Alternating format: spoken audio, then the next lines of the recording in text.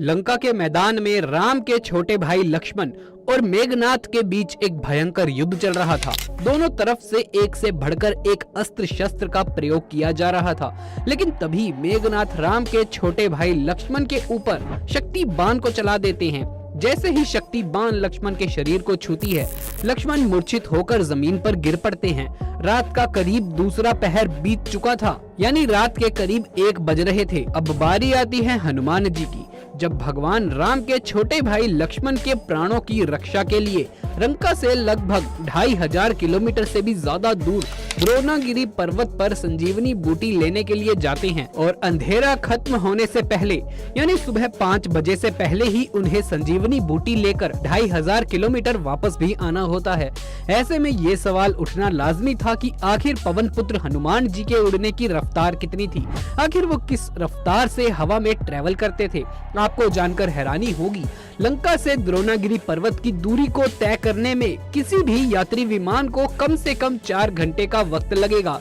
लेकिन आखिरकार पवन पुत्र हनुमान जी किस रफ्तार से हवा में ट्रेवल कर रहे थे कि वो महज कुछ ही घंटों में वहां जाकर पर्वत को उठाकर वापस भी ले आते हैं। आज के इस वीडियो में हम इसी सवाल के जवाब को बड़ी बारीकी से बताएंगे, तो वीडियो को ध्यान से जरूर देखना। जब युद्ध अपने चरम पर था और इसी बीच मेघनाथ ने अपनी कुल देवी की तपस्या शुरू कर दी थी, तभी रावण का छोटा भाई विभीषण आकर राम को बताता है कि अगर मेघनाथ की तपस्या पूरी हो गई तो वो अमर हो जाएगा, जिसके बाद तीनों लोकों में से ऐसा कोई भी नहीं बचेगा जो मेघनाथ को मार पाएगा। इसीलिए किसी भी कीमत पर मेघनाथ के इस तपस्या को भंग करना ही पड़ेगा और उसे युद्ध के लिए ललकारना पड़ेगा। लेकिन मेघनाथ की तपस्या को भंग करते करते रात का समय हो जाता है। वो वक्त ऐसा था जब युद्ध के लिए सूर्योदय होने का इंतजार करना पड़ता था और सूर्यास्त होते ही युद्ध बंद हो जाता था। लेकिन इसके बावजूद भगवान के छोटे भाई लक्ष्मण ने रात में ही मेघनाथ को युद्ध के लिए ललकार दिया। आपको बता दें, जैसे ही सूर्यास्त होता है रात्रि का पहला पहर शुरू हो जाता है और जैसे ही सूर्य का उदय होता है रात्रि का चौथा पहर समाप्त हो जाता है। यानी कि इस हिसाब से देखें तो रात्रि के 12 घंटे में 4 पहर होते हैं। हर पहर में 3 घंटे का वक्त मिलता है, यानी कि हम जिस घड़ी में वक्त देखते हैं उसके अनुसार दूसरे पहर की शुरुआत रात के लगभग 9 बजे से होती है। यानी कि मेघनाथ और लक्ष्मण के बीच जो युद्ध की शुरुआत हुई उस वक्त रात के 9 बजे हुए थे। रामायण के अनुसार लक्ष्मण और मेघनाथ ने एक दूसरे के ऊपर बहुत भयंकर वार किए थे और ये युद्ध लगभग 1 पहर तक चला, यानी कि लगभग 3 घंटे तक। और उसके बाद लक्ष्मण मूर्छित हो गए थे, यानी मेघनाथ और लक्ष्मण ने रात के लगभग 12 बजे तक एक दूसरे के साथ युद्ध किया और उसके बाद वो मूर्छित होकर जमीन पर पड़ गए। जैसे ही लक्ष्मण मूर्छित होकर जमीन पर गिरते हैं, वैसे ही ये खबर भगवान राम तक पहुंच जाती है कि उनका छोटा भाई लक्ष्मण युद्ध के मैदान में पराजित होकर मूर्छित होकर गिर पड़ा है। तभी उनके आंसू आने लगते हैं। चारों तरफ एक ही चर्चा होती है, लक्ष्मण को आखिर बचाया कैसे जाए। इस बीच रावण का छोटा भाई विभीषण भगवान राम को सलाह देता है कि लंका में एक राजवेद रहता है जो लक्ष्मण को बचा सकता है। जिसके बाद हनुमान जी लंका से उस राजवेद के पास जाते हैं और जब वो वहां आने के लिए राजी नहीं होते तो हनुमान जी उनके घर सहित उन्हें उठाकर भगवान राम के सामने ले आते हैं। ध्यान देने वाली बात ये है कि रात के लगभग 12 बजे लक्ष्मण मूर्छित हुए थे, जिसके बाद सलाह मुशवरा होने के बाद हनुमान जी लंका से उस राजवेद के पास जाते हैं और उनको मनाने की कोशिश करते हैं और उसके बाद उन्हें उठाकर ले आते हैं। इन सभी कामों में कम से कम 1 घंटे का वक्त तो लगा ही होगा। इस हिसाब से जब लक्ष्मण का इलाज शुरू होता है तो कम से कम रात का 1 तो बज ही चुका होगा। इसके तुरंत बाद भगवान राम लंका से राजवेद वेद सुषेण के सामने हाथ जोड़कर विनती करते हैं। तब जाकर राजवेद सुषेण लक्ष्मण का इलाज करते हैं। इलाज के बाद राजवेद बोलते हैं कि सिर्फ एक ही चीज से इन्हें बचाया जा सकता है और वो है संजीवनी बूटी, जो कि द्रोणागिरी पर्वत पर स्थित है और उसे सूर्योदय से पहले लाकर लक्ष्मण को देना ही होगा। जिसके बाद भगवान राम हनुमान जी को इस कार्य को पूरा करने का आदेश देते हैं और आदेश मिलने के बाद हनुमान जी तुरंत द्रोणागिरी पर्वत की ओर संजीवनी बूटी के लिए निकल पड़ते हैं। अब देखा जाए तो राजवेद सुषेण ने पहले लक्ष्मण जी के शरीर को जांचा परखा और उसके बाद राम भगवान को सलाह दी और उस सलाह पर अमल करते हुए हनुमान जी द्रोणागिरी पर्वत की ओर निकल पड़े। इन सभी काम काम में लगभग 20 से 25 मिनट का वक्त तो लगा ही होगा। यानी जब हनुमान जी द्रोणागिरी पर्वत की ओर संजीवनी बूटी लेने के लिए निकलते हैं उस वक्त 1:30 बजे होंगे। खैर, समय बीतने का सिलसिला यहीं खत्म नहीं होता। जैसे हनुमान जी संजीवनी बूटी लाने के लिए निकलते हैं तो रास्ते में उनके समय को भंग करने के लिए कालनेमी नाम का एक राक्षस मिलता है जो रूप बदलकर भगवान राम का नाम जप रहा होता है।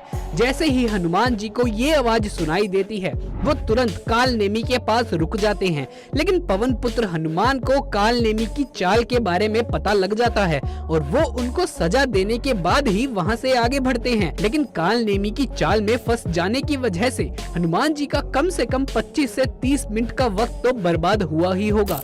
और जब वो द्रोणागिरी पर्वत पर पहुंचते हैं तो उन्हें बिल्कुल संजीवनी बूटी जैसी दिखने वाली तरह तरह के पेड़ पौधे दिखाई देने लगते हैं। हनुमान जी को ये समझ ही नहीं आता कि इतने सारे पेड़ पौधों में आखिर संजीवनी बूटी कौन सी है, तो वो पूरा का पूरा पहाड़ उठाकर लंका की तरफ निकल पड़ते हैं। और इन सब के बीच भी हनुमान जी को सोच विचार करने में कम से कम 25 से 30 मिनट का वक्त तो निकल ही गया होगा। अब इस हिसाब से देखा जाए तो कालनेमी को नष्ट करने और पहाड़ को उठाने का विचार करने में हनुमान जी को लगभग 1 घंटे का वक्त निकल ही गया होगा। ये बात तो आप सभी जानते ही होंगे कि सूर्य उदय सामान्यतः सुबह 5 बजे के बाद ही होता है, यानी 2:30 बजे वहाँ से निकलने के बाद अब हनुमान जी के पास मात्र 2.5 घंटे का वक्त ही शेष बचा था। पवन पुत्र हनुमान जी जब द्रोणागिरी पर्वत को अपने हाथों पर उठाकर लंका की ओर निकल रहे थे तो रास्ते में अयोध्या भी पड़ता था। और जब हनुमान जी अयोध्या से गुजर रहे थे तो उसी वक्त वहाँ मौजूद राम के छोटे भाई भरत को लगा कि शायद कोई राक्षस है जो अयोध्या के ऊपर से गुजर रहा है। छोटे भाई भरत ने बिना कुछ सोच विचार किए ही पवन पुत्र हनुमान के ऊपर बाण चला दिया और जैसे ही वो बाण हनुमान जी के शरीर में लगता है वो भगवान राम का नाम चिल्लाते हुए जमीन पर गिर पड़ते हैं। उनके मुंह से भगवान राम का नाम सुनते ही भरत को इस बात का यकीन हो जाता है कि उससे एक बहुत बड़ी गलती हो चुकी है। भरत दौड़ते हुए हनुमान जी के पास पहुंचते हैं और उनका परिचय पूछते हैं, जिसके बाद वो बताते हैं लंका में लक्ष्मण और मेघनाथ के बीच युद्ध हो रहा था। वहाँ पर वो मूर्छित पड़े हुए हैं। उनको बचाने के लिए वो संजीवनी बूटी लेकर लंका जा रहे हैं। भरत रोते हुए हनुमान जी का इलाज करवाते हैं और उन्हें तत्काल लक्ष्मण के इलाज के लिए लंका की ओर भेज देते हैं। इस हिसाब से देखा जाए तो हनुमान जी को बाण लगने, उनका उपचार होने और वहां से दोबारा लंका की तरफ निकलने में कम से कम आधा घंटे का समय तो लग ही गया होगा। यानी हनुमान जी के 2.5 घंटे के वक्त में अब 30 मिनट और बर्बाद हो चुकी थी और उनके पास अब सिर्फ और सिर्फ 2 घंटे का वक्त ही बचा था।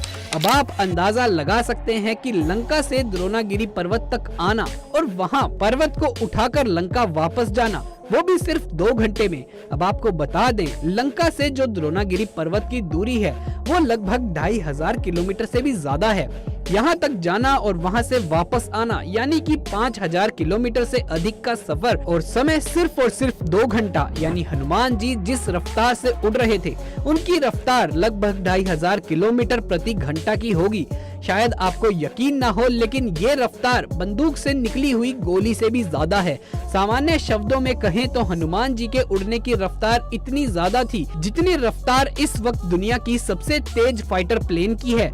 दोस्तों, उम्मीद करते हैं आपको ये जानकारी अच्छी लगी होगी।